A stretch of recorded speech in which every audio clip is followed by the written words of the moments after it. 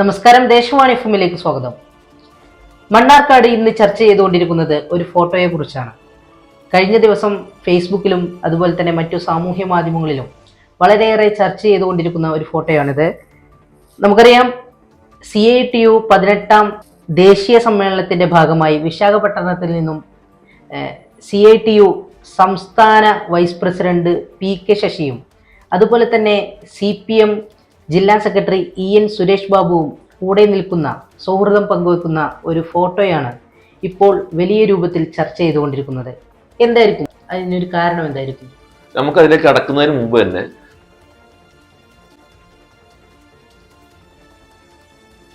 അതായത് CITU അഖിലേന്ത്യാ working committee അംഗമായി PK ശശിയെ തെരഞ്ഞെടുക്കപ്പെട്ടിട്ടുണ്ട് എന്നുള്ള ഒരു വാർത്ത കൂടെ നമുക്ക് ലഭിക്കുന്നുണ്ട്. നിലവിൽ ദേശീയ കൗൺസിൽ അംഗമായിരുന്നു അദ്ദേഹം എന്നുള്ളതാണ് ലഭിക്കുന്ന വിവരം, അല്ലെ? EN സുരേഷ് ബാബുവും PK ശശിയും ഒരുമിച്ച് നിൽക്കുന്ന ഈ ഫോട്ടോ വളരെയധികം ചർച്ച ചെയ്യപ്പെടാനുള്ള ഒരു കാരണം എന്തായിരിക്കും? ചർച്ച ചെയ്യപ്പെടാനുള്ള കാരണം എന്ന് പറയുന്നത്, നമുക്കറിയാം, സുരേഷ് ബാബു സെക്രട്ടറി ആയിരുന്നപ്പോഴാണ് PK ശശി ബ്രാഞ്ച് കമ്മിറ്റിയിലേക്ക് തരം താത്തുന്നത്. അതിന് പുറമെ PK ശശിയുടെ ഒരു പോസ്റ്റ്, ഒരു FB പോസ്റ്റിന് സുരേഷ് ബാബു മറുപടി പറയുകയും, സുരേഷ് ബാബുവിന്റെ പേരൊന്നും പരാമർശിച്ചില്ല ആ പോസ്റ്റിൽ. പക്ഷെ സുരേഷ് ബാബുവിനോട് ഒരു പത്രലേഖകൻ ചോദിച്ചപ്പോൾ അതിന് രൂക്ഷമായ രീതിയിൽ മറുപടി പറയുകയും PK ശശി എൻകൗണ്ടർ ചെയ്യുകയും ചെയ്തു.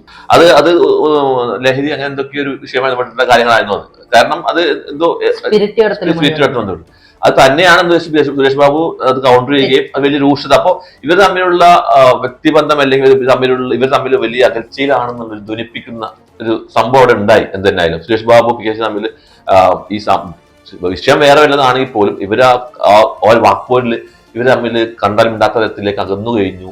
ഇനി PK ശശി വേറെ പോകാൻ പോകുന്ന അടുത്ത അഭയത്തെ തേടി പോകാൻ സാധ്യതയുണ്ട്, കോൺഗ്രസിലേക്ക് സാധ്യതയുണ്ട്. ഒരു പോസ്റ്റിന് ശേഷം അദ്ദേഹം പറഞ്ഞിട്ടുണ്ടായിരുന്നത് അതുകൊണ്ടാണല്ലോ അദ്ദേഹം ബ്രാഞ്ചിലിരിക്കുന്നത് എന്നുള്ള പ്രസ്താവന കൂടെ വന്നിട്ടുണ്ടായിരുന്നു. അദ്ദേഹം പറഞ്ഞത് ഞങ്ങൾക്ക് രണ്ടുപേർക്ക് ഒരേ മെമ്പർഷിപ്പാന്ന് പറഞ്ഞത്. PK ശശി സുരേഷ് ബാബു പറഞ്ഞത് എന്താണ്, അതുകൊണ്ടാണ് അദ്ദേഹം അവിടെ ഇരിക്കുന്നത്, അദ്ദേഹം ഇങ്ങനെ ആയത് ബ്രാഞ്ചിലിരിക്കുന്നു പറഞ്ഞു. അപ്പോൾ അദ്ദേഹം കൗണ്ടർ ചെയ്തത് ഞങ്ങൾക്ക് രണ്ടുപേർക്ക് ഒരേ മെമ്പർഷിപ്പാണെന്ന് അദ്ദേഹം പറഞ്ഞത്. പക്ഷെ അതൊന്നുമല്ല. അതിന് വിഷയം എന്ന് പറയുന്നത് PK ശശി എന്നൊരു ശശി എവിടെയും കാണില്ലായിരുന്നു. പിന്നെ ജില്ലാ സെക്രട്ടറി ആണല്ലോ ഏറ്റവും നമ്മുടെ തലപ്പത്തിരിക്കുന്ന ജില്ലാ സെക്രട്ടറിയാണ്. അദ്ദേഹത്തിന്റെ ഒരു പിന്തുണ PK ശശിക്ക് ഇല്ല. PK ശശി അദ്ദേഹം തമ്മിൽ വലിയൊരു ശത്രുതയാണ് നിൽക്കുന്നത്. അപ്പൊ ഒന്നിലും PK ശശി ഒരു സിപിഎമ്മിന്റെ ഒരു പൊതുപരിപാടി ശശി നമ്മൾ കാണുന്നില്ല. അത് പാലക്കാട് ജില്ലയിൽ ബ്രാഞ്ചിലാണെങ്കിൽ പോലും ഒരു പൊതുമീറ്റിൽ നമ്മൾ കാണുന്നില്ല. PK ശശി എന്ന വ്യക്തി ഒരു CITU മാത്രം ഒതുങ്ങി നിൽക്കുന്ന ഒരു അവസ്ഥയിലേക്ക് മാറി. KTDC അല്ലെങ്കിൽ CITU ഇവിടെ മാത്രമേ ശശിയെ കാണുന്നുള്ളൂ. അപ്പോൾ ഇവർ തമ്മിൽ ശീതസമരം ഉണ്ട്. അതിന് പുറമെ വന്നത് കഴിഞ്ഞ ഇലക്ഷനിൽ അസംതൃപ്ത വിഭാഗം കുറച്ച് പേര് മത്സരിച്ചു. അത് ഭയങ്കര ക്ഷീണമായിരുന്നു CPM പാർട്ടിക്ക്. അതായത് കരിമ്പ പോലുള്ള, കാരാകുഷി പോലുള്ള, കാഞ്ഞിരപ്പുഴ പോലുള്ള പഞ്ചായത്ത് നഷ്ടമാവുക എന്ന് പറയുന്നത് അവിശ്വസനീയം തന്നെയാണ്. അതൊന്നും നഷ്ടപ്പെടാത്തതാണ്. നഷ്ടപ്പെടില്ല എന്ന് വിശ്വസിച്ചാൽ അതൊക്കെ നഷ്ടപ്പെട്ടു. അതൊക്കെ ശരിക്കും പാർട്ടിക്ക് ക്ഷീണമാണ്.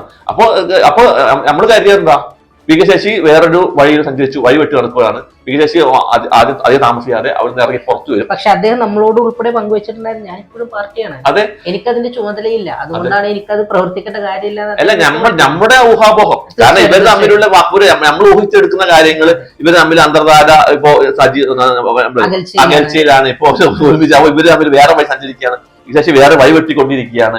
അടുത്ത ഒറ്റപ്പാട് നിയമസഭ മണ്ഡലത്തിൽ PK ശശി ഉണ്ടാവും. നമ്മളെ കാൽക്കുലേഷനാണ് ഇതൊക്കെ.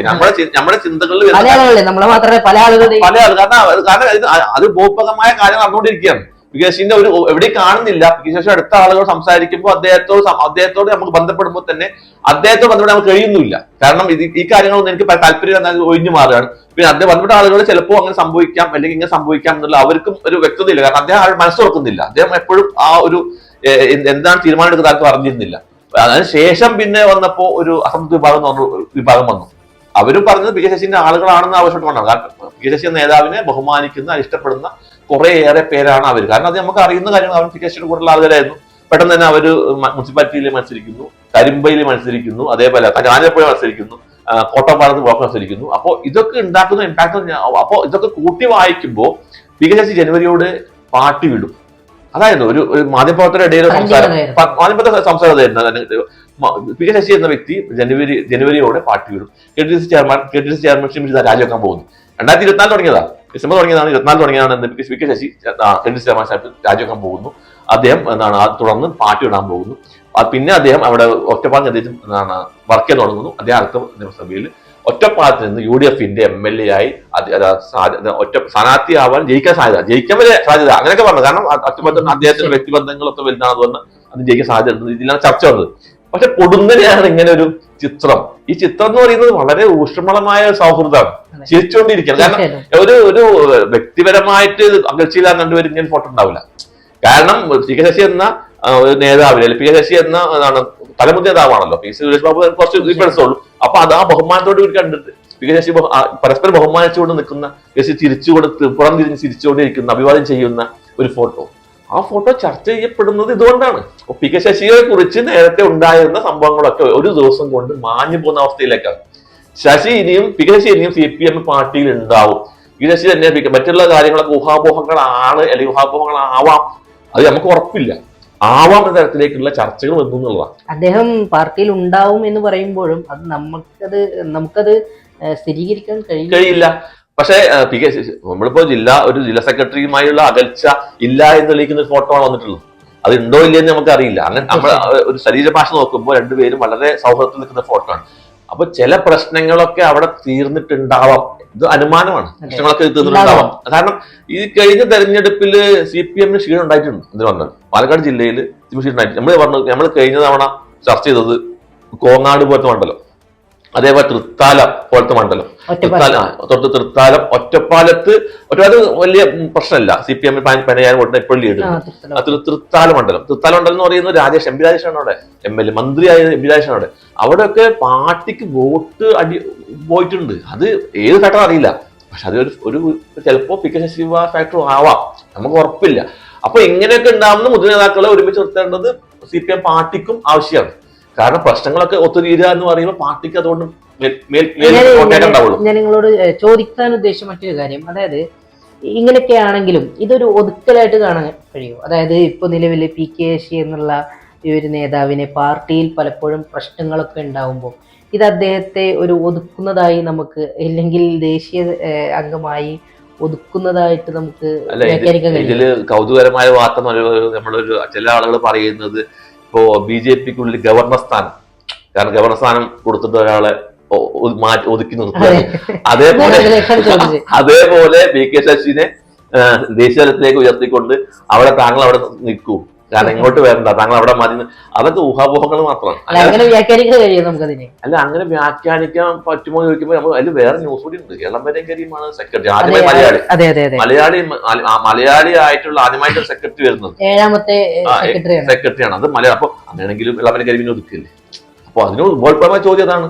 സെക്രട്ടറി ആയിട്ട് കരീമിനെ അവരോധിക്കുമ്പോ അപ്പൊ അവിടെ അതാ ചോദിച്ചപ്പോ ദേശീയത്തിലേക്ക് ഇപ്പൊ എന്തിനാ ഒരു കമ്മിറ്റി അംഗമായിട്ട് പോകുന്നതും അതിന് മേലെയാണല്ലോ സെക്രട്ടറി വരുന്നത്. അപ്പൊ ഇങ്ങനെ വരുമ്പോ രണ്ടുപേരും ഒതുക്കുന്നതല്ലോ. സെക്രട്ടറിയായിട്ട് ഒതുക്കലാവില്ല. നമുക്ക് സെക്രട്ടറിയായിട്ട് നമുക്ക് അദ്ദേഹത്തെ ഒരു പ്രൊമോഷൻ ചെയ്യുന്നതായിട്ടും മറ്റേതൊരു ഒതുക്കലായിട്ട് നമുക്ക് കാണാം. അല്ല, അതാണ് നമ്മുടെ ചിന്തയുടെ കാഴ്ചപ്പാട് പ്രശ്നമാണ്. രണ്ടും ഒതുക്കലല്ല, ഈ ചിന്താ കാഴ്ചപ്പാടിന്റെ പ്രശ്നമാണ്. PK ശശിയോട് വിരോധമുള്ളതുകൊണ്ട് അത് ഒതുക്കലായിട്ടും മറ്റേതൊരു അംഗീകാരമായിട്ടും കാണാനാണ്. നമ്മള് പറയും ഒരു അംഗീകാരം കിട്ടി, PK ശശി ഒതുക്കി. അത് ചിന്തകൾ കുഴപ്പമാണ്. മനുഷ്യന്മാർ ചിന്തിക്കുന്നത് അങ്ങനെയാണ്. അത് എങ്ങനെയാണ് നമുക്കറിയാം. പക്ഷെ അങ്ങനെയാണോ എന്ന് നമുക്ക് അറിയില്ല. അങ്ങനെ ആവാൻ ചില ആളുകൾ പറഞ്ഞാൽ അങ്ങനെ ആവാന്ന് പറയുന്നത് ഉറപ്പൊന്നുമില്ല. കാരണം പല കോണുകളിൽ നിന്ന് അങ്ങനെ കേൾക്കുന്നുണ്ട്. അതുകൊണ്ടാണ് ഞാൻ അതാ ചോദിച്ചത്. അത് അങ്ങനെ ഒരു സംഭവം അത് നമ്മുടെ ശ്രദ്ധപ്പെട്ടില്ല. കാരണം അതൊക്കെ ഒരു അംഗീകാരമായിട്ടാണ്. കാരണം പ്രവർത്തന മികവ് കൊണ്ടാണ് അദ്ദേഹത്തെ അങ്ങോട്ടേക്ക് എടുത്തിട്ടുള്ളത്. അപ്പൊ അത് ഒതുക്കലാവണോ എന്ന് ചോദിക്കുമ്പോൾ എന്റെ അഭിപ്രായത്തിൽ ഒതുക്കലൊന്നല്ല, അദ്ദേഹത്തിന്റെ പ്രവർത്തനങ്ങൾ അംഗീകാരം തന്നെയാണ് തോന്നുന്നത്. ഇങ്ങനെയൊക്കെയാണെങ്കിലും PK ശശിയുടെ ഒരു UDF പ്രവേശനം, അദ്ദേഹം UDFലേക്ക് കടന്നു വരാനുള്ള സാഹചര്യം കാണുന്നുണ്ടോ? അത് ശരിക്കും പറഞ്ഞാൽ ഈ ഒരു മാർപ്പാപ്പ തെരഞ്ഞെടുപ്പ് പോലെ വെളുത്ത പുക വന്നാലേ ഉണ്ടാവുള്ളൂ, കറുത്ത പുക വന്നാലില്ല. അത് ജനങ്ങൾ ഈ മാധ്യമപ്രവർത്തകർ കാത്തിരിക്കുന്നത് വെളുത്ത പുകയാണോ കറുത്ത പുകയാണോ. അപ്പൊ വെളുത്ത പുക വന്നിട്ടില്ല ഇതിൽ. അപ്പൊ ഒരിക്കലും എനിക്ക് തോന്നുന്നില്ല PK ശശി UDFിലേക്ക് പോകുന്ന ഒരു ഊഹാമോഹങ്ങളും അല്ലെങ്കിൽ അങ്ങനെ സംഭവങ്ങളൊക്കെ ഈ ഒരു ഒറ്റ ഫോട്ടോയോട് വഴിയിട്ട് നിശ്ചലമായിരിക്കുകയാണ്. PK ശശി വീണ്ടും CPM സജീവമാവാൻ സാധ്യത. അദ്ദേഹം സജീവമാവുകയും അതിന് നേട്ടം ഉണ്ടാകാൻ പോകുന്നത് നിയമസഭാ തെരഞ്ഞെടുപ്പിലായിരിക്കാം. നമുക്കറിയില്ല ഇപ്പൊ ട്രെൻഡ് എങ്ങനെയാണ് വഴിക്ക് പോകുന്നത്. അതിന് അദ്ദേഹം കൂടെ നിൽക്കുമ്പോൾ CPM പാർട്ടി ശക്തമാവുന്നതാണ് എന്റെ അഭിപ്രായം.